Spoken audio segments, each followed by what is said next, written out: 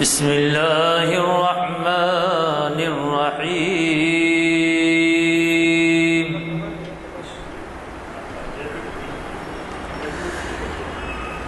اذا زلزلت الارض زلزالها واخرجت الارض اثقالها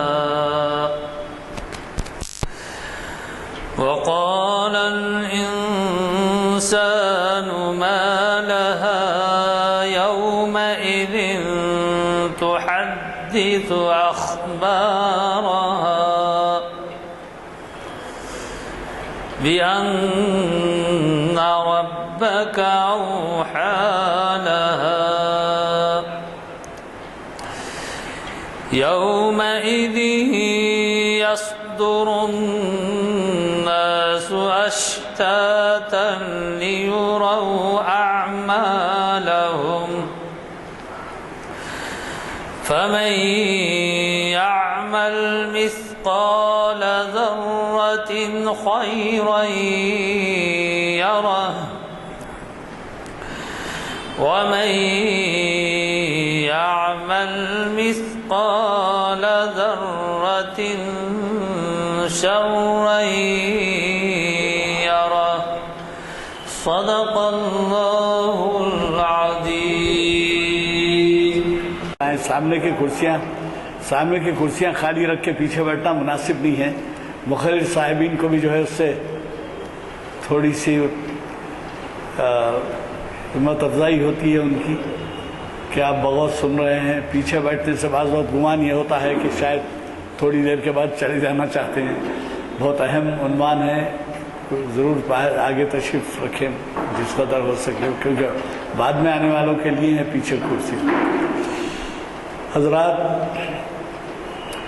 ابھی جیسے عصر کی جماعت کے بعد اعلان کیا گیا، ہماری آج کی یہ نشست جامع مسجد عالیہ گن فاؤنڈری کے کانفرنس ہال میں آج بتاریخ 14 سپٹمبر 2015 مطابق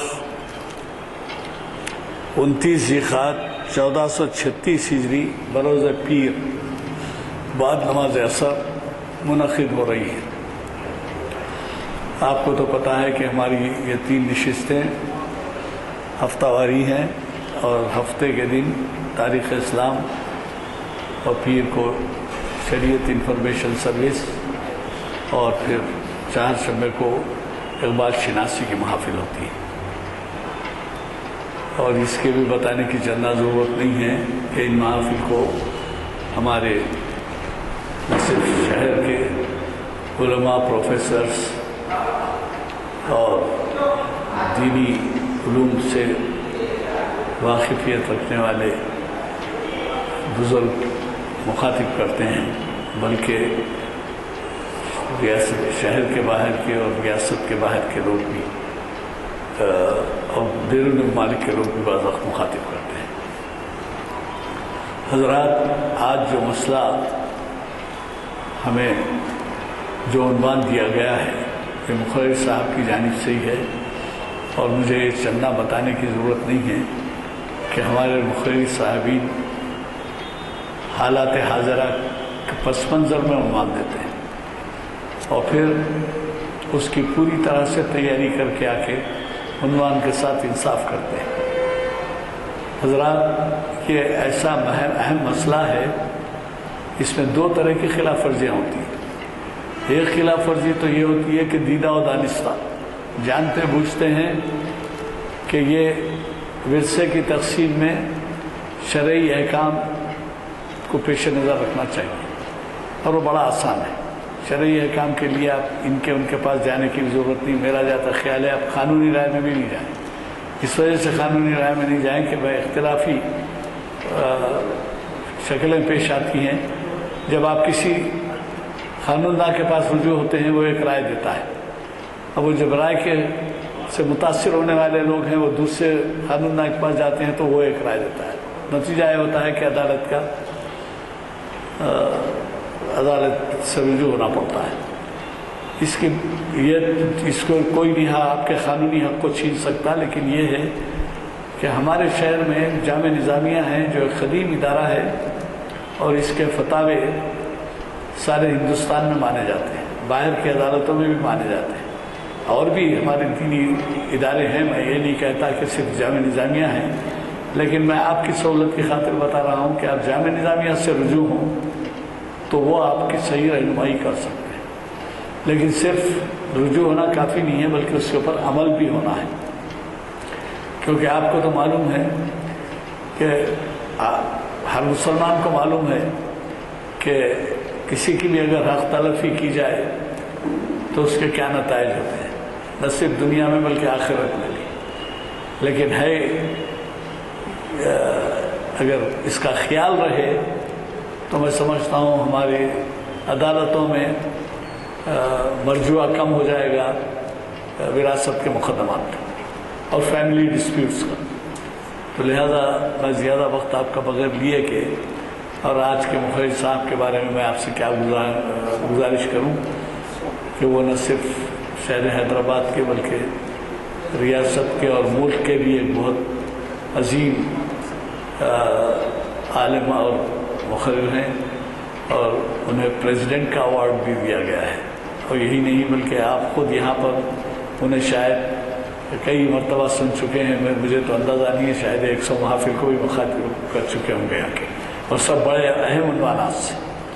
تو میں گزارش کروں گا کہ اچھی طرح سے آپ سن لیں، سمجھ لیں، اور رہنمائی کے لیے آپ کوئی سوالات بھی کرنا چاہیں تو کریں، اور ویسے میں نے پہلے ہی کہہ دیا ہے کہ آپ جامعہ نظامیہ سے بھی رجوع ہو سکتے ہیں اس معاملے میں، وراثت کی تقسیم کے سلسلے میں، اور آپ نہ رجوع ہو تو لوگوں کو مشورہ دے سکتے ہیں، آپ کے حقوق متاثر ہو رہے ہیں تو جو بھی خاندان کا بڑا ہے اس کو اس سے بھی خواہش کر سکتے ہیں، کیونکہ جب وہاں جامعہ نظامیہ سے آپ رجوع ہوتے ہیں تو ہر پہلو کو اور قرآنی احکام کو پیش نظر رکھ کر وہ آپ کو فتوے سے نوازتے ہیں، اور اس پر عمل کرنا آپ کے لیے خود فائدہ مند اور ثواب کا باعث ہوگا۔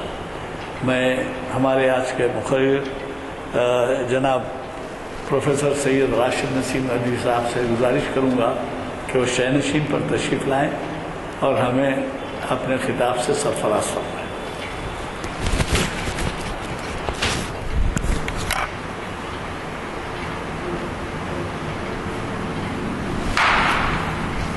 والسلام علی سید المرسلین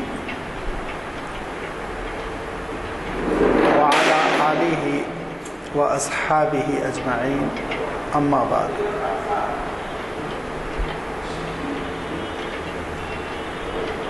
بزرگوں اور دوستو، جیسے کہ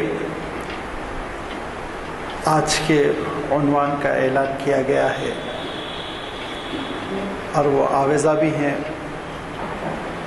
کہ وراثت کی تقسیم شرعی بنیاد پر شریعت کی روشنی میں، یہ بہت اہم عنوان ہے، اور ابھی ایڈوکیٹ صاحب نے توجہ دلائی کہ عملی طور پر اس سے واقفیت کی کتنی شدید ضرورت ہے مسلمانوں کو،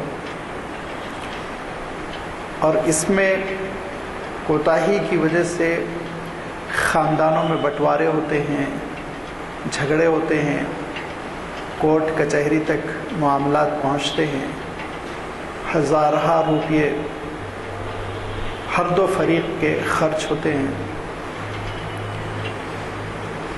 یہ تو اس وقت ہے جب کہ کسی کو ناانصافی کا اندیشہ ہو، اس سے کہیں زیادہ تقسیم کے وقت غیر شعوری طور پر نادانی میں، جانتے بوجھتے میں الزام نہیں لگاؤں گا، نادانی میں غیر شعوری طور پر بعض غلطیوں کا ارتکاب ہوتا ہے جو بہت کامن ہے، بہت عام ہے، اور آپ چونکیں گے اور ہو سکتا آپ میرا پیچھا بھی نہ چھوڑیں جب تک کہ دلیل نہ دوں میں۔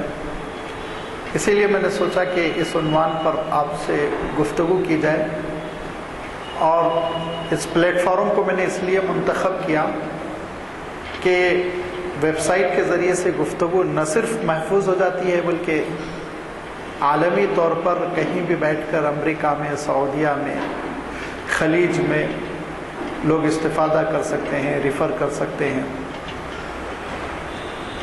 لہذا وراثت کی جو تقسیم ہونی چاہیے اس کی اہمیت کا اندازہ آپ پہلے ایک دو حدیثوں سے، جس کو میں بھی کوٹ کروں گا، لگائیں گے۔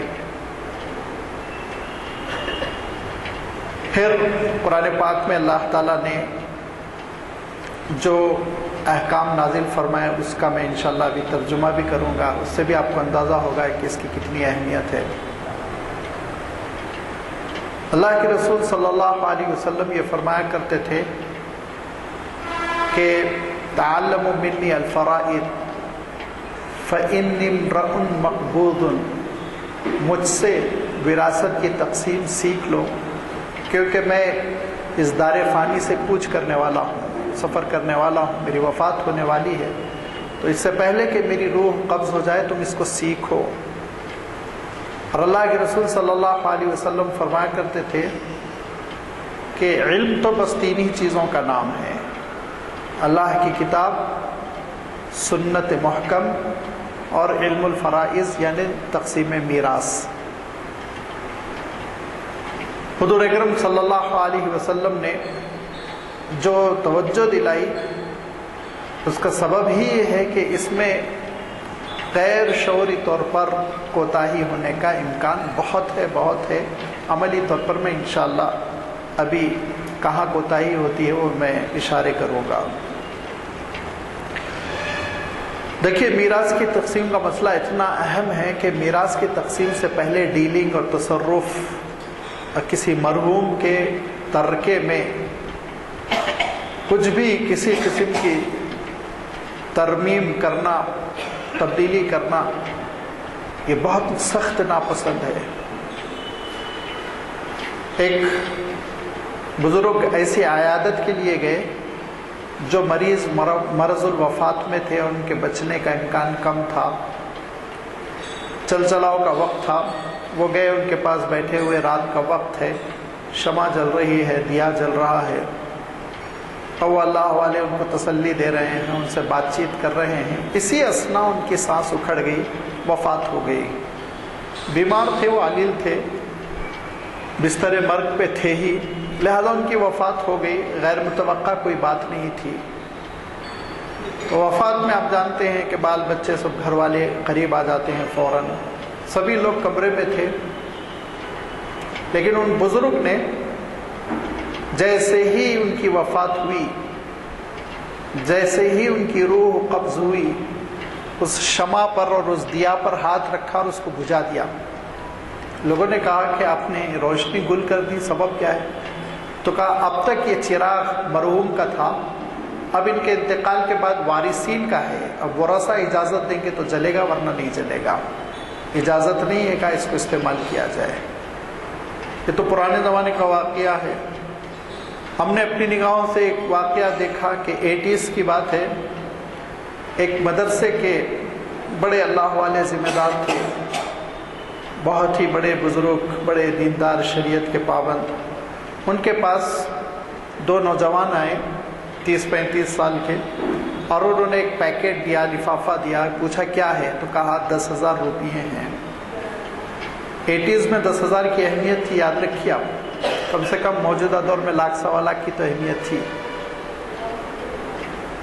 ان نوجوانوں نے کہا والدہ محترمہ نے یہ پیسے بھیجے کیونکہ پرسوں ابا کی وفات ہو گئی، ایصال ثواب کے لیے، مدرسے کی مدد کے لیے، اعانت کے لیے والدہ محترمہ نے رقم بھیجی ہے۔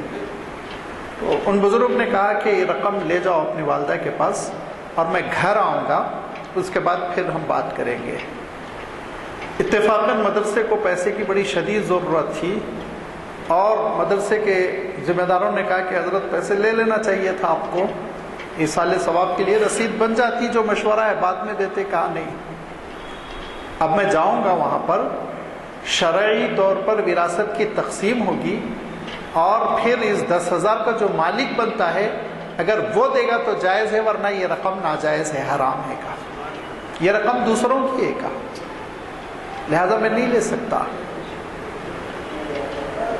یہ جو وہ چھوٹی چھوٹی چیزیں ہیں دیکھیے وہ ہماری نگاہوں سے اوجھل ہو جاتی ہیں، لہذا جو وفات کے بعد کے احکام ہیں ان کو معلوم رکھنا چاہیے۔ ان میں سب سے اہم چیز یہ ہے کہ اگر ہم کسی ایسے بیمار کی تیمارداری کر رہے ہیں جن کا نزع کا عالم ہے، بچنے کی امید کم ہے، تو اس موقع پہ سب سے پہلے تو آپ اہتمام کیجئے کہ جس جگہ وہ ہیں وہاں پر اگر کوئی ذی روح کی تصویر لٹک رہی ہے تو نکال دیجئے۔ یہ رحمت کے فرشتے نہیں آتے جس کی وجہ سے ان کو بے چینی رہتی ہے اور روح جو ہے آسانی سے وہ سپرد نہیں کر پاتے۔ پہلا کام تو یہ ہونا چاہیے۔ دوسرا کام یہ ہونا چاہیے کہ اللہ کے رسول صلی اللہ علیہ وسلم نے فرمایا کہ کلمہ طیبہ کی تلقین کرو، کیونکہ جس کا آخری کلام، جس کی آخری گفتگو لا الہ الا اللہ محمد رسول اللہ ہوتی ہے، فقط دخل الجنہ، وہ جنت میں داخل ہوتا ہے۔ تلقین کی کیا شکل ہے؟ مرنے والے کو ہرگز یہ نہ کہا جائے آپ پڑھیے لا الہ الا اللہ، نہیں۔ کیوں؟ وہ نزع کی جس تکلیف میں ہے تو اس بات کا امکان ہے رد عمل میں اور تکلیف کی شدت کی وجہ سے وہ کہہ دے کہ میں نہیں پڑھوں گا، تو اس کے لیے بہت بڑی مصیبت ہو جائے گی۔ لہذا تلقین کی جو صورت لکھی گئی وہ یہ کہ آپس میں ایک دوسرے سے مذاکرہ کرتے ہوئے بلند آواز میں ہم خود پڑھتے رہیں، وہ سنتا رہے، بس سننا بھی ان کے حق میں کافی ہے، اور سننے سے ذہن منتقل ہوتا رہے گا اور وہ پڑھتے رہیں گے دھیمے دھیمے۔ جب یقین ہو جائے کہ وفات ہو گئی تو آپ صلی اللہ علیہ وسلم ارشاد فرماتے ہیں کہ سب سے پہلے ان کی آنکھیں بند کر دو، کیونکہ فرمایا نگاہیں روح کا تعاقب کرتے ہوئے کھلی رہ جاتی ہیں۔ آپ صلی اللہ علیہ وسلم تاکید فرماتے تھے کہ پلکوں کو بند کر دو، ٹھنڈی ہو جائیں گی تو کھلی کی کھلی رہ جائیں گی آنکھیں، اور پھر صحیح پوزیشن میں ہاتھ پیر جما دیا جائے اور اس کے لیے پیر کے انگوٹھوں کو باندھ دیا جاتا تاکہ کوئی چیز اکڑ نہ جائے۔ اور ایک بات چونکا دینے والی کہو کہ آپ ہرگز ضد مت کیجئے کہ قبلے کی طرف پیر ہو، یہ کہاں سے آ گیا مسئلہ پتہ نہیں۔ جامع نظامیہ کا بھی فتویٰ ہے، ابھی ایڈوکیٹ صاحب نے بتایا اس ادارے کی ایک اپنی اہمیت ہے، تو دیگر اداروں کا تو میں تذکرہ ہی چھوڑ دیتا ہوں۔ آپ کے علاقے کا معتبر ادارہ ہے جامع نظامیہ، ان کا بھی یہی فتویٰ ہے اور مطبوعہ فتویٰ ہے، اور اس کی کاپی میرے پاس رکھی ہے کہ میت کو لٹانے کا مسنون طریقہ یہ ہے کہ جس طرح آپ قبر میں لٹاتے ہیں، قبلے کی طرف سیدھی جانب کر دیا جائے، رائٹ سائڈ میت کا قبلے کی طرف کر دیا جائے، اور بہتر یہ ہے لیفٹ سائڈ کوئی تکیہ وغیرہ دے کر تھوڑا سا قبلے کی طرف اٹھا دیا جائے، نہ بھی اٹھائے کوئی حرج نہیں۔ لیکن یہ ضد کہاں سے آ گئی جو ہمارے بزرگ کرتے ہیں کہ قبلے کی طرف پیر کرو، قبلے کی طرف پیر کرو؟ مجھے سمجھ میں ہی نہیں آتا کون سا مسلک ہے، کہاں کا فتویٰ ہے، کس کا فتویٰ ہے، کہاں سے رائج ہو گیا یہ۔ بیمار کے نماز پڑھنے کا تو طریقہ ہے کہ اگر وہ اٹھ نہیں سکتا تو قبلے کی طرف پیر کر کے چہرہ تھوڑا سا اس کا قبلے کی طرف اٹھا دیا جائے گا، وہ نماز پڑھے گا۔ تو پیر قبلے کی طرف نہیں کیے جا رہے ہیں، چہرہ اصلاً اٹھا کر کیا جا رہا ہے، لازمی بات ہے پیر ہوں گے ہی ہوں گے۔ لیکن مرنے کے بعد کے جو احکام ہیں وہ ساری حنفی کتابوں میں اور ساری ہی احکام میت کی کتابوں میں یہی لکھا ہے کہ میت کا سیدھا جانب قبلے کی طرف کر دیا جائے، اگر مناسب ہو، ممکن ہو تو کوئی چیز سہارا دے کر تھوڑا سا اس کا لیفٹ سائڈ اوپر کر کے قبلے کی طرف تھوڑا سا کر دیا جائے، ورنہ سیدھی بھی لیٹی رہے میت تو کوئی حرج نہیں۔ اس کے بعد سے یہاں سے اب وراثت کا مسئلہ شروع ہو گیا۔ ان کے پیسوں میں تصرف بالکل نہیں کیا جائے گا، اور سب سے پہلے ان کے پیسوں میں سے نکالا جائے گا تجہیز و تکفین کے لیے پیسے، اور اس میں اسراف کرنا ناجائز ہے۔ اسراف کے کیا معنی ہیں؟ لازمی بات ہے کہ کفن کا ایک ریٹ ہوتا ہے متوسط درجے کا، اور کچھ دیگر اخراجات ہوتے ہیں قبر وغیرہ کے، لیکن ان پیسوں سے پکی خبر بنانے کو سب نے اسراف لکھا اور کہا یہ جائز نہیں ہے کہ ان کے ترکے میں سے یہ پیسے نکالے جائیں۔ ہاں اگر کوئی صاحب کوئی قریبی رشتہ دار کہتے ہیں کہ تجہیز و تکفین کی ذمہ داری میں لے لیتا ہوں، میں پیسے ادا کر دوں گا بخوشی، ٹھیک ہے وہ ادا کر سکتے ہیں، لیکن سب سے پہلی چیز ان کے پیسوں میں سے جو نکالا جائے گا وہ تجہیز و تکفین کے لیے۔ نمبر 2، ان کے قرضے دیکھے جائیں گے، اگر وہ مقروض وفات پائے ہیں تو ان کے پیسوں میں سے سب سے پہلے اولین ترجیح پر قرض ادا کر دیا جائے گا۔ انہی قرضوں میں ایک قرضہ ہے جس کے سلسلے میں بہت سستی ہوتی ہے، غلط فہمی ہے، انہی قرضوں میں ایک قرضہ ہے جو پریکٹیکلی 90% لوگ چھوڑ کر جاتے ہیں، وہ ہے اپنی اہلیہ کا مہر۔ یہ قرضہ ہے اور سب سے پہلے وہ قرضہ ادا کیا جائے گا، مرنے والے کے پیسوں میں سے مہر نکال کے بیوی کو دے دیا جائے گا۔ یہ کہاں سے آ گیا پتہ نہیں کہ عورتیں پکڑ کر لے جاتی ہیں اور سینے پہ ہاتھ رکھوا کر کہتی ہے میں مہر معاف کر دیا، میں نے مہر معاف کر دیا۔ یہ زبردستی کی معافی نہیں ہوتی۔ قرآن پاک میں اللہ تعالیٰ نے ارشاد فرمایا الا یعفونا او یعفو الذی بیدہ عقدۃ النکاح، جس کے ہاتھ میں یہ عقد ہے یعنی بیوی، وہ خوشی سے اگر معاف کرتی ہے تو ٹھیک ہے، تم کو پکڑ کے لے جا کے معاف کروانے کی۔ اب میت سے کون مطالبہ کرے گا؟ سوچیے، وہ بھی بیوی بیچاری جو غم سے نڈال ہوتی ہے، بعد میں پچھتاتی ہے وہ کہ معاف کر دیا ورنہ 10,000 20,000 مل گئے ہوتے ہوئے۔ تو یہ معاف کرنے کا کانسیپٹ صحیح نہیں ہے، زبردستی لے جا کے معاف کروانا، بلکہ میت کا جو ترکہ ہے اس ترکے میں سے ادا کیا جائے گا، اس کو قرضے میں شمار کیا جاتا ہے۔ پہلی چیز تجہیز و تکفین ہو گئی۔ دوسری چیز قرضے۔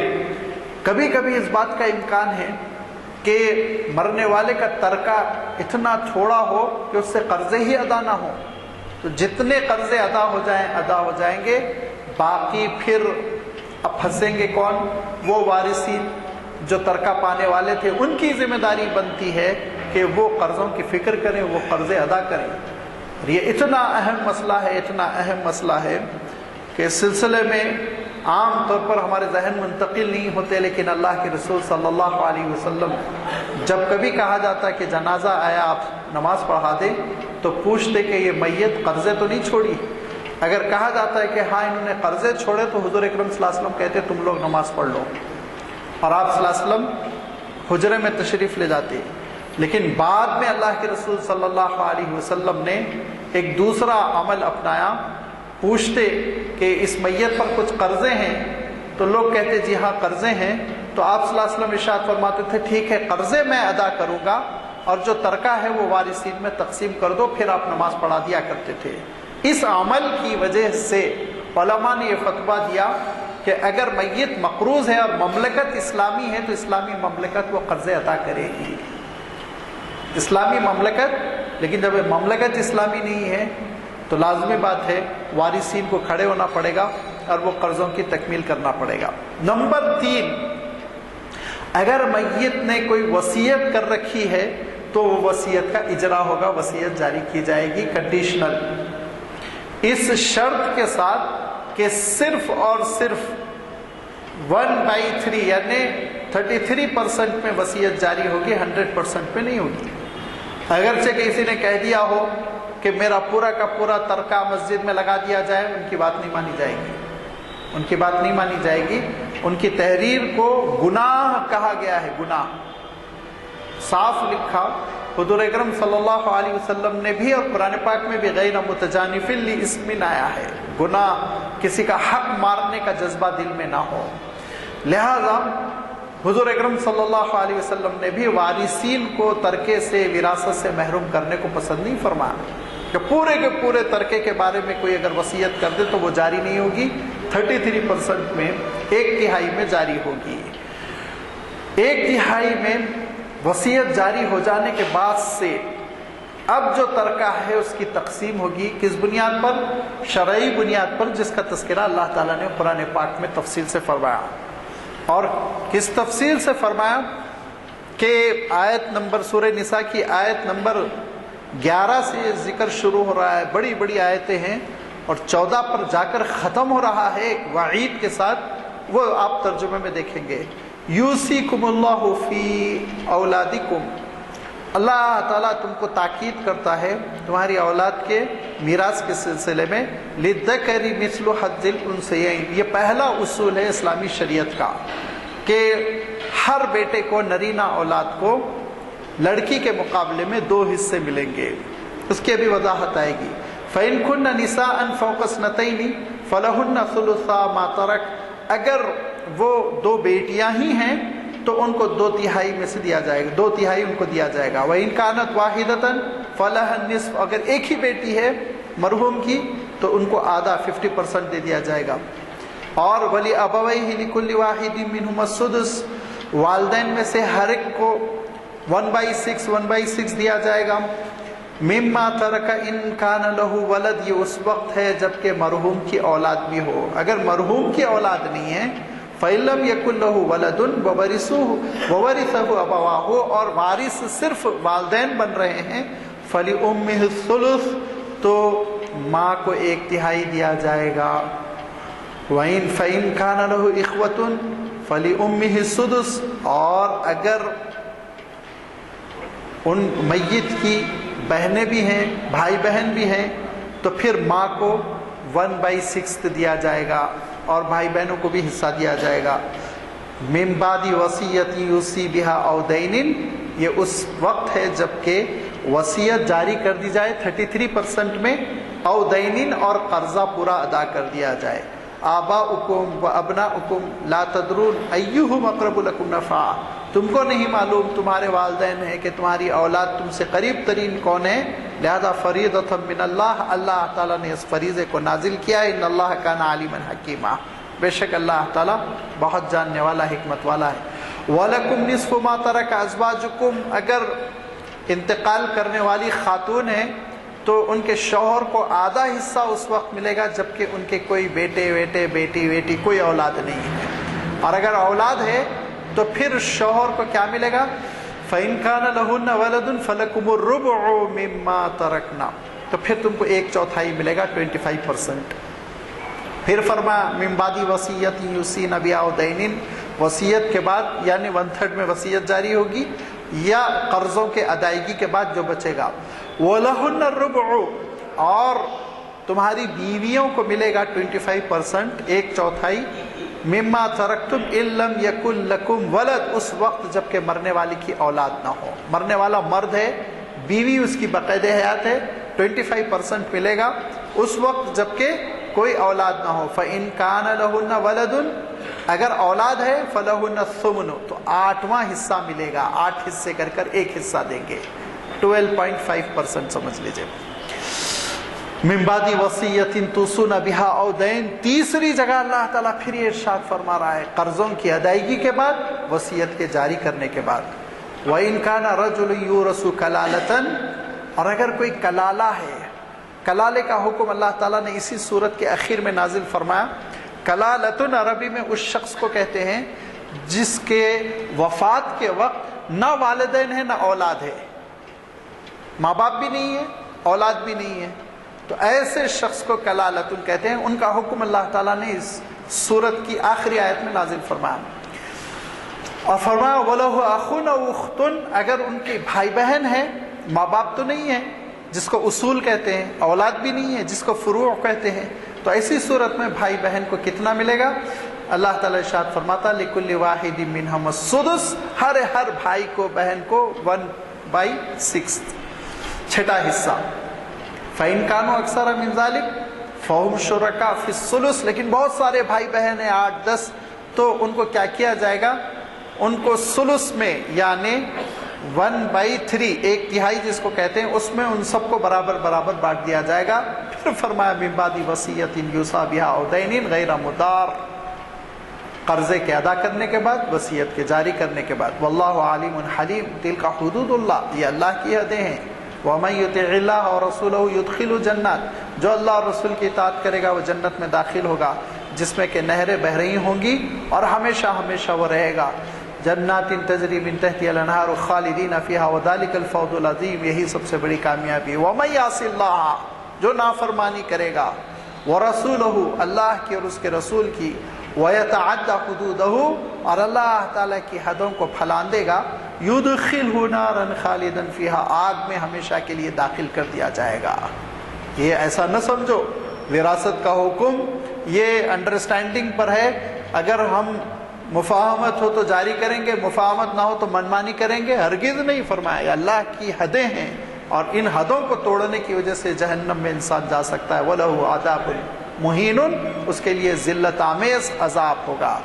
لہذا ان آیتوں سے آپ کو اچھی طرح پتہ چل گیا کہ غیر معمولی اہمیت ہے کس کی؟ وراثت کے احکام کی۔ وراثت کے احکام کے سلسلے میں سستی نہ ہو۔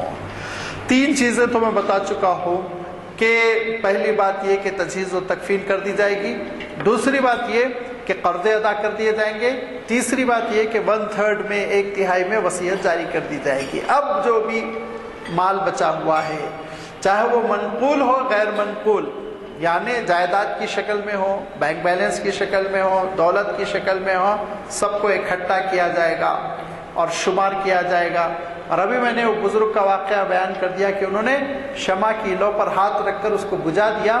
اس سے علماء نے یہ فتویٰ دیا ہے کہ ہر چھوٹی بڑی چیز سب جمع کر لی جائے گی۔ ایسا نہیں کہ ان کے کپڑے ہیں وہ کہیں تقسیم کر دیے بعد میں دیکھیں گے کسی کو دے دیا، نہیں، ساری چیزیں کاؤنٹ کی جائے گی اور اس کے بعد سے پھر تقسیم ہوگی۔ تو اس تقسیم میں اللہ تعالیٰ نے جو اصول بنائے، ان اصول میں پہلا اصول یہ ہے الاقرب فالاقرب، قریب ترین کو حق ملے گا، اور ہر قریب کا رشتہ وہ دور کے رشتے کو کاٹ دے گا۔ کیسے؟ مثال کے طور پر کسی انتقال کر جانے والے کے والدین ہیں، والد ہے یا والدہ ہے، دونوں میں سے کوئی ایک ہے، اور اوپر نانا بھی ہے، نانی بھی ہے، یا دادا بھی ہے، دادی بھی ہے، تو والدین کی موجودگی میں چونکہ وہ زیادہ قریب ہیں، اسی لیے دادا دادی نانا نانی کو ختم کر دیا جائے گا، ان کا کوئی حصہ نہیں ملے گا۔ والدین کو ملے گا، والد کو ملے گا، والدہ کو ملے گا، جتنا ملنا ہے جو اللہ تعالیٰ نے قرآن پاک میں بیان کیا۔ اس کے بالکل برعکس انتقال کر جانے والے کے بیٹے بھی ہیں، بیٹیاں بھی ہیں، لیکن ایسا پوتا ہے، ایسی پوتی ہے، یا ایسے پوتے پوتیاں ہیں جو جن کے والد انتقال کر گئے، تو پوتے اور پوتیوں کو وراثت نہیں ملے گی، صرف اولاد کو ملے گی۔ یہ مسئلہ بہت غلط فہمی پیدا کرتا ہے، لوگ بہت پریشان ہوتے ہیں، اس کی میں وضاحت کرنا چاہتا ہوں۔ پوتے کی وراثت ذرا معرکۃ الارا مسئلہ ہے، چونکہ اسلام کا یہ نظام اور یہ قانون ہے، جیسے کہ کچھ فنڈامنٹل رائٹس ہوتے ہیں، دیکھیے اس کے اوپر کوئی کمپرومائز نہیں ہوتا، ایسے ہی یہ اصول ہے کہ جو قریب ترین ہے وہ بعید کو، دور والے رشتے کو محروم کرے گا، یہ طے ہے۔ تو اب انتقال کرنے والے جو صاحب ہیں، ان کے مثلاً 3 بیٹے تھے، ان 3 بیٹوں میں سے ایک نوجوان بیٹے کی وفات ہو گئی، اور اس وفات کے وقت ان کے 2-3 بچے تھے، کچھ بھی تعداد آپ مان لیجئے۔ اب 2-4-8 سال کے بعد اب یہ ضعیف صاحب وفات پا رہے ہیں، تو ان کے 2 بیٹے ابھی باقاعدہ حیات ہیں، لہٰذا یہ 2 بیٹے وارث ہوں گے، پوتا پوتی وارث نہیں ہوں گے، ان کو کچھ نہیں ملے گا۔ اب سوالیہ نشان یہ کہ وہ اپنے والد کا حصہ، والد ہے کہاں جو حصہ پائیں گے؟ اب آپ یہ کہیں ان کے والد کی سیلری، والد ہے کہاں جو سیلری پائیں گے؟ والد تو ختم ہو چکے ہیں۔ دوسرا سوال جو عام طور پر غلط فہمی کی وجہ سے لوگ کرتے ہیں کہ پھر وہ بیچارے یتیم، وہ غریب کہاں جائیں گے، کون ان کی پرورش کرے گا؟ اگر یہ سارے مسائل ہیں تو دادا مرحوم کو پہلے ہی وصیت کر دینی چاہیے تھی 33% میں۔ وہ یہ کہہ سکتے تھے نا، میرے مرحوم بیٹے کے بچوں کو 33% دے دو، 30% دے دو، 25% دے دو، تو لازمی بات ہے وہ وصیت جاری ہوتی۔ جب انہوں نے وصیت نہیں کی تو اس کے معنی ریلیشنز اتنے اچھے نہیں ہیں، اسی لیے تو انجان ہو گئے۔ تو آپ زبردستی کیوں دلانا چاہتے ہیں؟ کیوں ریلیشن خراب ہے؟ بہت ممکن ہے ان کی والدہ کہیں لے کے اپنے میکے چلی گئی ہو، رابطہ ختم کر دیا ہو۔ اور دوسری بات، اس سے زیادہ بہت اہم قانونی بات ہے، اسلام میں یتیم بچوں کی ولایت چچا کو دی گئی ہے۔ باپ کا چچا قائم مقام ہوگا، پورا خرچہ کرے گا، پڑھائے گا، کورٹ، اسلامی عدالت اس کے خلاف سمن جاری کرے گی اگر وہ پیسے نہیں دے گا تو۔ جیسے اس کے اپنے بچے ہیں ویسے ہی یتیم بھتیجے भतीजे और भतीजियाँ, उनका वली कौन होगा? चचा होगा। उसको खाने पीने का खर्चा देना होगा, उसको तालीम का खर्चा देना होगा, हैसियत के एतबार से उसकी जो अपनी हैसियत है। तो लाजमी बात है वो बच्चों के हुकूक की भी निगहदाश्त हो रही है, दूसरी तरफ से उनको दिलाया जा रहा है। लेकिन आप सोचिए कि अगर पोता और पोती को ऐसी सूरत में विरासत दी जाती तो आगे नवासे नवासियाँ भी मुतालबा करती, हमको क्यों महरूम किया जा रहा है, हम क्या उनकी औलाद में से नहीं है। और इस तरह से बहुत से रिश्तेदार मुतालबा करने निकल आएंगे। लिहाजा जो उसूल है कि करीब तरीन विरासत पाएगा, उस करीब से जो बईद है, जो रिश्ते के एतबार से दूर है, उसको विरासत नहीं मिलेगी। ये अहम तरीन नुक्ता है। दूसरा नुक्ता ये है विरासत की तकसीम में कि मर्द को 2 हिस्से मिलेंगे और बेटी को 1 हिस्सा मिलेगा, बेटे को डबल। तकरीबन जितने केस होते हैं, एक अखियाफी बहन की सूरत ऐसी होती है जिसमें उसको भाई के बराबर हिस्सा मिलता है। बाकी सारी सूरतों में लड़की के मुकाबले में लड़के को डबल मिलता है। अब आप चाहे करें ना करें, मीडिया तो बहुत करता है और बहुत ये पुराना एतराज़ है कि औरतों के हुकूक मारे गए, ख़वातीन के साथ नाइंसाफ़ी हुई। लेकिन ये बिल्कुल 50% देखकर, तस्वीर का एक रुख देखकर फैसला कर लिया, पीछे क्या है देखा ही नहीं।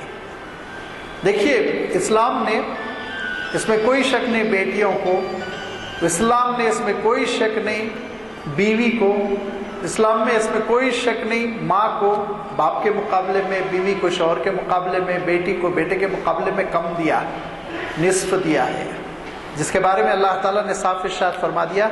और ये उसूल है फ़िक़्ह इस्लामी का, इसको कभी भी नज़रअंदाज नहीं किया जाता। क्या इरशाद फरमाया कि लिज़्ज़करि मिस्लु हज़्ज़िल उन्सयैनि, 2 लड़कियों का हिस्सा 1 लड़के को मिलेगा। ये अल्लाह ताला ने उसूल बयान कर दिया है, इससे इन्हिराफ नहीं किया जा सकता है। अब ज़रा आप दूसरी तरफ ये देखिए कि अल्लाह ताला ने ख़वातीन पर किसी किस्म की कोई माशी और इक़्तिसादी जिम्मेदारी नहीं डाली।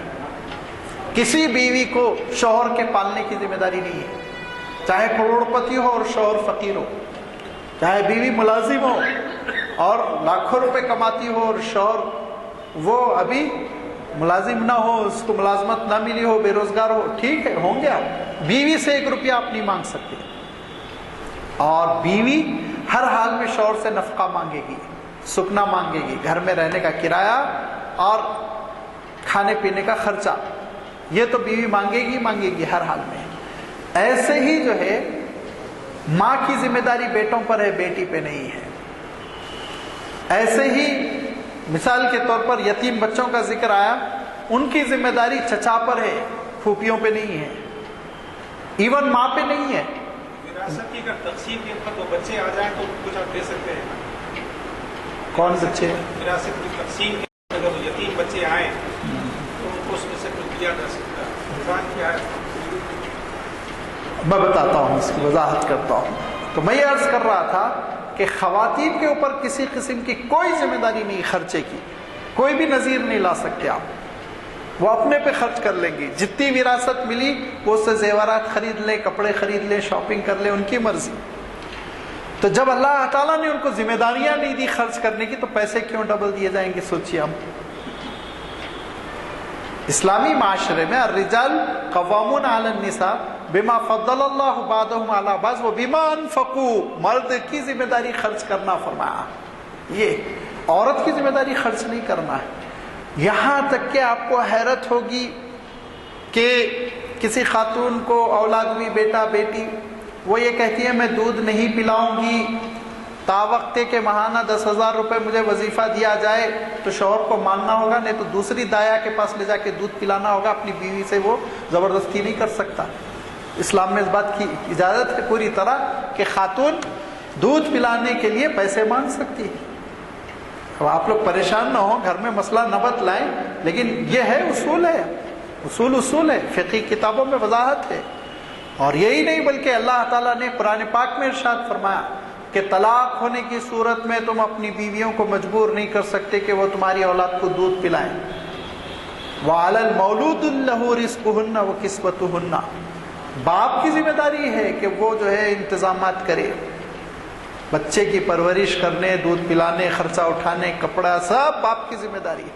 تو جب مرد کو ذمہ داریاں 10 دی گئی ہیں اور خرچہ ڈبل کر دیا ہے، آمدنی ڈبل کر دی گئی، تو قابل اعتراض نہیں ہے یہ۔ اگر اسلامی معاشرہ ہوگا تو عورتیں بہت خوشحال ہوں گی اور مرد بہت خستہ حال ہوں گے۔ اسلامی اگر تعلیمات پر عمل ہوگا تو عورتوں کے پاس بہت دولت ہوگی، مرد پر ذمہ داریاں بہت ہوں گی، یہ ہے۔ لہذا اللہ تعالیٰ نے جو اصول بیان فرمایا کہ ہر مرد کو وہ خاتون کے مقابلے میں ڈبل ملے گا، اس کے پیچھے بڑی حکمت ہے اور عام طور پر اس پر اعتراض کیا جاتا ہے۔ تیسری بات یہ ہے کہ میراث کی جو تقسیم ہوتی ہے وہ تقسیم سے پہلے آپ کو کسی اس فن کے ماہر سے فتویٰ لینا چاہیے۔ کیوں؟ اس لیے کہ اس میں بہت سی ٹیکنیکل نزاکتیں ہوتی ہیں، لہذا پورے رشتہ داروں کی لسٹ بنانی پڑتی ہے۔ سب سے پہلے والدین ہے کہ نہیں، اصول میں دیکھنا۔ اصول سے مراد یہ ہوتا ہے کہ والد والدہ، اگر وہ نہیں ہے تو دادا دادی، نانا نانی، اوپر تک کے اصول میں سے کون ہے وہ دیکھا جائے گا۔ پھر دوسرے نمبر پر مرنے والا مرد ہے تو بیوی بقید حیات ہے نہیں دیکھا جائے گا، اور مرنے والی خاتون ہے تو شوہر بقید حیات ہے کہ نہیں یہ دیکھا جائے گا۔ پھر نمبر 3 پر اولاد کتنی ہے، لڑکے کتنے ہیں، لڑکیاں کتنی ہیں، یہ دیکھا جائے گا۔ پھر اس کے بعد سے اگر اولاد نہیں ہے تو اولاد کی اولاد، جس کو فروع کہتے ہیں، پوتا پوتی، نواسا نواسی، ان میں سے کوئی ہے کیا دیکھا جائے گا۔ یہ احاطہ پورا کر لینے کے بعد پھر اسبا کی طرف آئیں گے۔ یہ اصحاب الفروض ہیں، ان کے بعد دوسرے نمبر پر اسبا ہے۔ اسبا میں کون ہے؟ چچا ہے، پھوپھی ہے، ماموں ہے، خالہ ہے، یہ تحقیق کی جائے گی۔ اور اگر اسبابی بھی نہیں ہیں تو اولو الارحام ہے کیا دیکھا جائے گا۔ صلہ رحمی کی رشتہ داریاں ہیں کیا دیکھا جائے گا، چچا کے لڑکے ہیں، پھوپھی کے لڑکے، کزنس وغیرہ ہیں کہ نہیں ہیں، یہ پورے رشتے چیک کیے جائیں گے۔ اس کے بعد سے پھر ٹیبل بنتا ہے تقسیم ہونے کا۔ اور میں وضاحت کر چکا ہوں کہ اگر قریب میں ہے تو بعید کی طرف نہیں جائیں گے، بھائی بہن زندہ ہے تو بھانجے بھتیجیوں کا کوئی تذکرہ نہیں ہے، اگر والدین ہے تو دادا دادی نانا نانی کا کوئی تذکرہ نہیں، اگر اولاد ہے تو اولاد کی اولاد ختم، چھٹی ہو گئی، ان کا کوئی تذکرہ نہیں ہوگا۔ لہذا یہ ساری چیزوں کا ایک ٹیبل بنایا جاتا ہے۔ ٹیبل بنانے کے بعد، جیسے کہ ابھی آیت کا میں نے ترجمہ پڑھا تو آپ نے دیکھا ہوگا مفہوم میں تھوڑا سا کمپلیکیشن ہے کہ اگر اولاد ہے تو ماں باپ کا حصہ گھٹ جاتا ہے، اولاد نہیں ہے تو ماں باپ کا حصہ بڑھ جاتا ہے، اگر اولاد ہے تو بیوی کا حصہ گھٹ جاتا ہے، اگر اولاد نہیں ہے بیوی کا حصہ بڑھ جاتا ہے، 25% ملنے لگتا ہے۔ یہ ساری چیزیں یہ فتوے کی شکل میں لی جاتی ہیں اور پوری رشتہ داریوں کا احاطہ کرنے کے بعد سے پھر وراثت کی تقسیم کی جاتی ہے۔ وراثت کی تقسیم سے پہلے، جیسے کہ میں نے ابھی عرض کیا، کہ اس مال میں تصرف کرنا کسی کے لیے بھی جائز نہیں ہے۔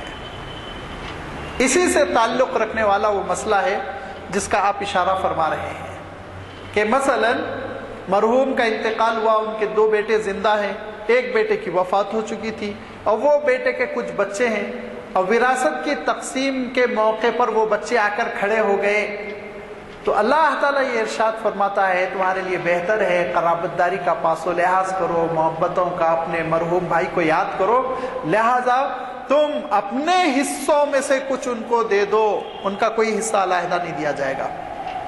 جی، دونوں چچا ہے، دونوں کہتے ہیں کہ بھائی یہ تو اپنے مرے ہوئے بھائی ہی کے تو بچے ہیں، لہٰذا میں بھی اتنا دیتا ہوں، تم بھی اتنا دیتے ہو، ٹھیک ہے، بخوشی پورا دے دو، تم جب مالک ہو جاؤ تو پورا دے دو، اس میں تو کوئی مسئلہ ہی نہیں، سوال ہی نہیں پیدا ہوتا ہے۔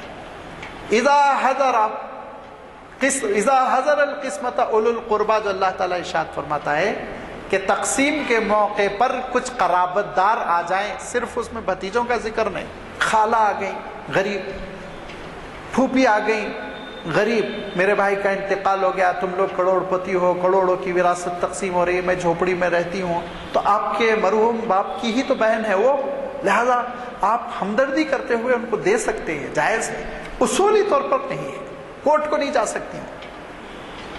عذرائے ہمدردی اللہ تعالیٰ ارشاد فرماتا جیسے صدقات نافلہ پر ترغیب دلائی گئی، ایسے ہی اللہ نے ترغیب دلا کر کہا کہ ان کو کچھ نہ کچھ دینے کی کوشش کرو، اور فرمایا کہ آخری درجے کی بات ہے قولوا لهم قولا حسنا، معافی مانگو تو بھی اچھے انداز میں معافی مانگو، جھڑک نہ دو، آ گئی حصہ لینے کے لیے بیٹھے ہوئے تھے اب تک ساتھ نہیں دیے کبھی، یہ سب نہیں.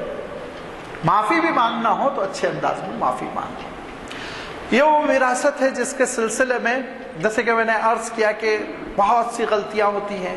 ان غلطیوں میں مثلا وفات پانے والی خاتون ہیں اور وہ انگوٹھی پہن رکھی ہیں یا کان کی بوندیں ہیں وغیرہ وغیرہ، کوئی سونے ہونے کی قیمتی چیز زیور جسم ہی پر تھا، کڑے ہیں، تو وہ سمجھتے ہیں غسال کو دے دینا چاہیے. وہ صدقہ جائز ہی نہیں ہے، نہیں دیں گے آپ اس کو پہلے اکٹھا کریں گے، اس کے بعد آپ پورا کا پورا مال صدقہ کر دیجئے، یہ آپ کو اختیار ہے. یہ جو ساری چیزیں رائج ہو گئی، اور پھر اس کے بعد سے ان کی رقم سے تقریب کرنا، یہ کھانا کھلانا وہ کھانا کھلانا بالکل جائز نہیں، کسی کا بھی فتویٰ نہیں ہے.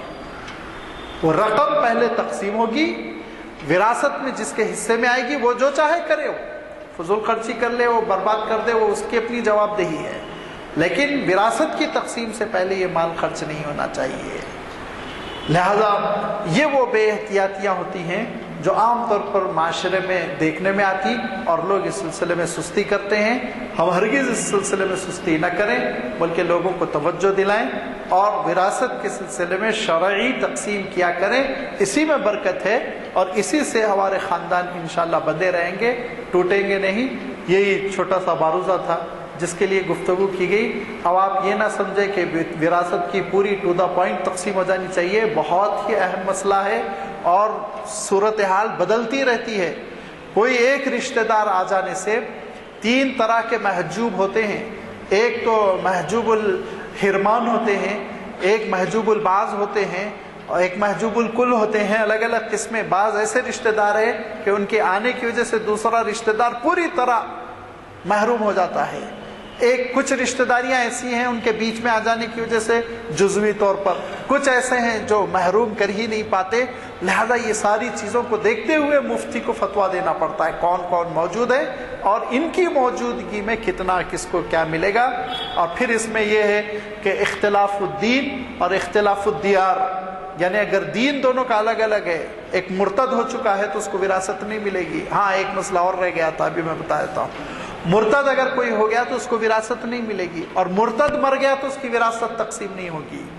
کوئی مرتد مر گیا اس کے پیسے بیت المال میں جمع کر دیے جائیں گے، اس کی وراثت تقسیم نہیں ہوگی. تو اختلاف دین کی وجہ سے وارث نہیں ہوتا. اختلاف الدیار کے معنی ایک دارالاسلام میں ہے، ایک دارالکفر میں ہے، دونوں الگ الگ نیشنل ہے، تو لازمی بات ہے یہاں سے اٹھا کے پیسے دارالکفر میں تھوڑی بھیجے جائیں گے. تو اب آج کل تو خیر ویسے دارالکفر کا مسئلہ نہیں ہے، تو لازمی بات ہے اختلاف الدار کی تو شکلیں بہت کم ہوتی ہیں. لیکن ایک اہم بات یہ ہے، یاد رکھیے، جس کے سلسلے میں بہت غلطی ہوتی ہے اور ایڈوکیٹ صاحب زیادہ اچھی توجہ دلائیں گے، کہ اخبارات میں آپ دیکھتے ہوں گے کہ میں نے اپنے لڑکے کی مستقل ضدی اور اس کی بغاوت دیکھ کر اس کو عاق کر دیا، میرے مرنے کے بعد اس کو 1 پیسہ نہیں ملے گا، آپ 100 بار نوٹس ایشو کریے اس کو ملے گا. پیدا کیوں کیا؟ وہ آپ کی اولاد ہے. آپ عاق کرنے سے کچھ بھی نہیں ہوتا.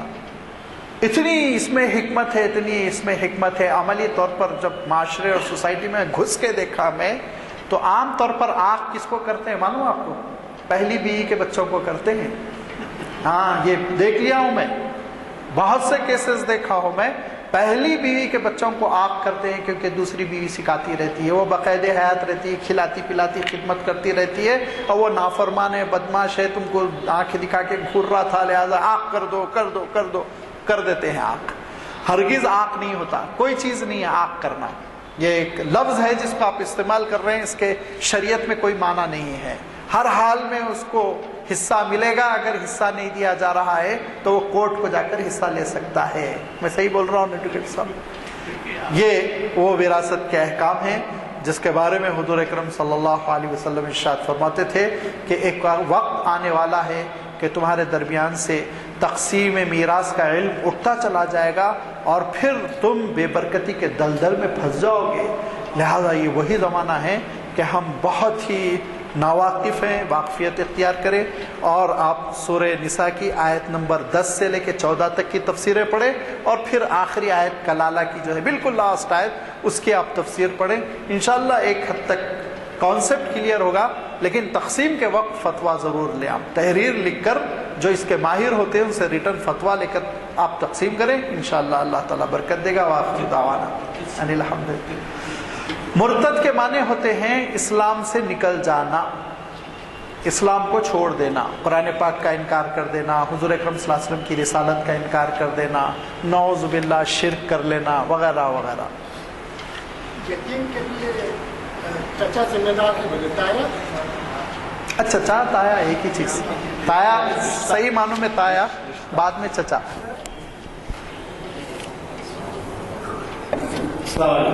حضرات، میں نے جیسے آپ سے پہلے ہی کہا تھا کہ ہمارے مخرج صاحبین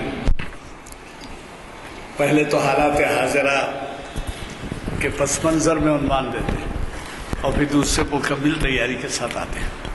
مجھے بڑی خوشی ہے کہ جو وضاحتیں آج کے مخرج صاحب نے کی ہیں، یہ اس لیے بھی ضروری تھی کہ عام آدمی یا تو غلط فہمیوں میں مبتلا ہے یا اس سے متاثر ہے تقسیم سے، یا پھر لاپرواہی یا جہالت۔ آپ اندازہ لگائیے کہ شرعی معاملات میں جب آپ رجوع ہوتے ہیں کسی غیر مسلم سے، تو ظاہر ہے کہ وہ بعض تو یہ کہہ دیں گے کہ صاحب ٹھیک ہے، ہم اس سے نہیں رائے دے سکتے، اور بعض رائے زنی کرتے ہیں۔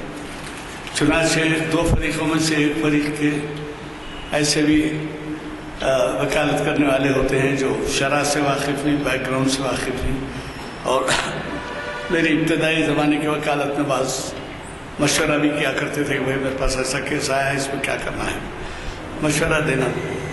تو میں نے آپ سے جو کہا اس پہ ذرا دھیان دیجیے کہ کسی مسئلے میں یہ نہیں ہے کہ آپ یزدانی صاحب کو ماہر سمجھیں یا راشد نسیم ندوی صاحب کو جائے ماہر سمجھیں اور رجوع ہو جائیں۔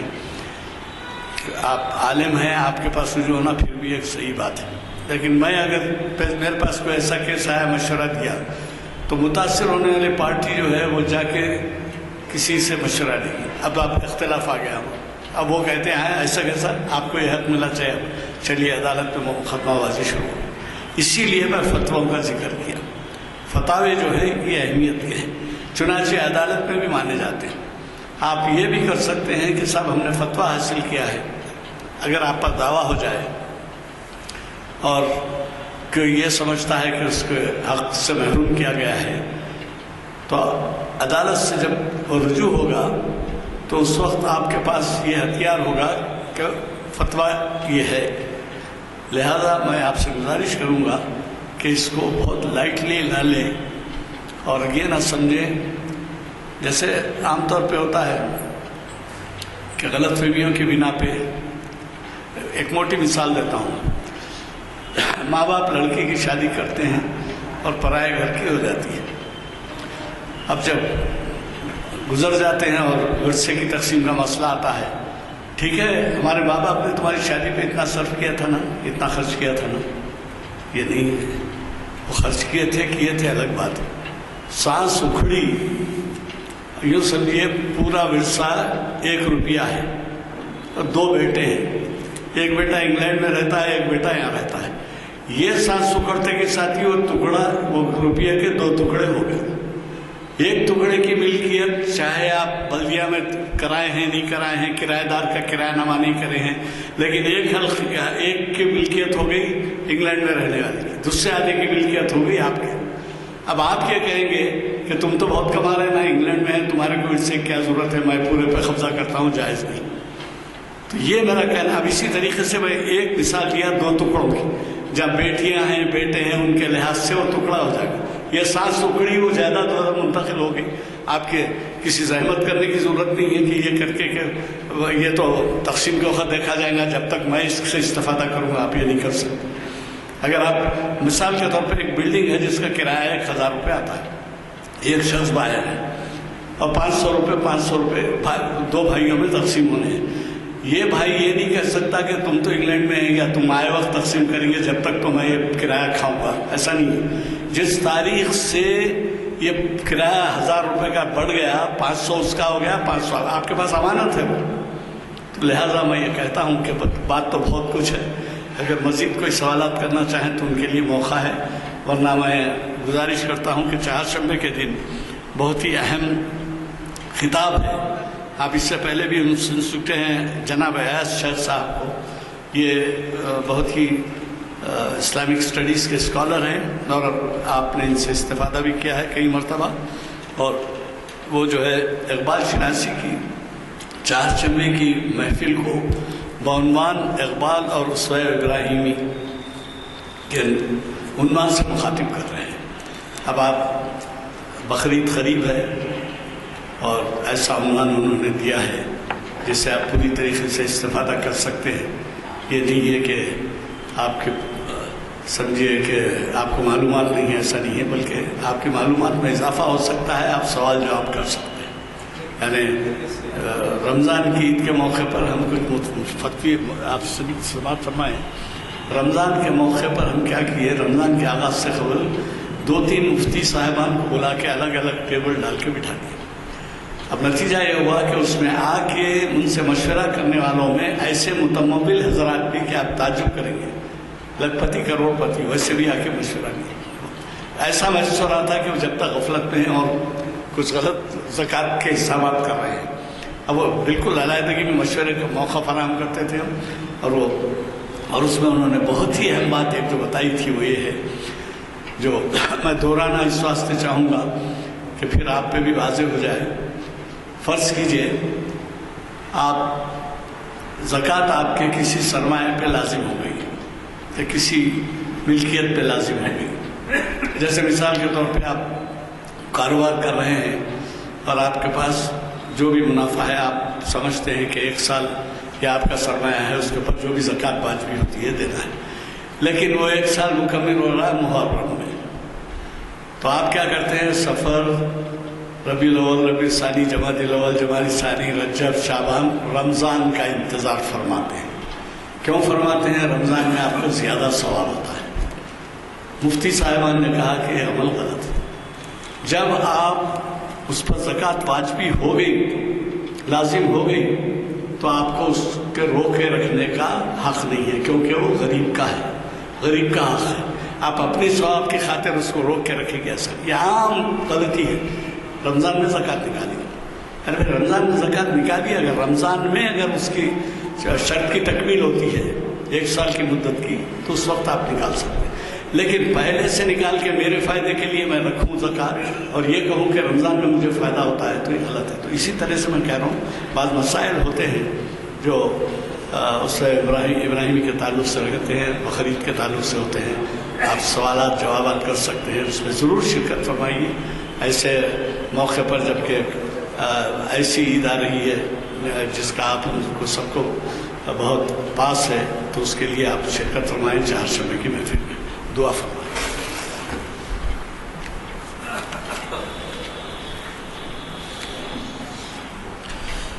اللهم لك الحمد كما ينبغي لجلال وجهك وعظيم سلطانك، والصلاة والسلام على حبيبك ورسولك محمد آله وصحبه. ربنا آتنا في الدنيا حسنة وفي الآخرة حسنة وقنا عذاب النار. ربنا لا تزغ قلوبنا بعد إذ هديتنا وهب لنا من لدنك رحمة إنك أنت الوهاب. ربنا وآتنا ما وعدتنا على رسلك ولا تخزنا يوم القيامة إنك لا تخلف الميعاد. ربنا تقبل منا إنك أنت السميع العليم وأرنا مناسكنا وتب علينا إنك أنت التواب الرحيم برحمتك يا أرحم الراحمين. والحمد لله رب العالمين.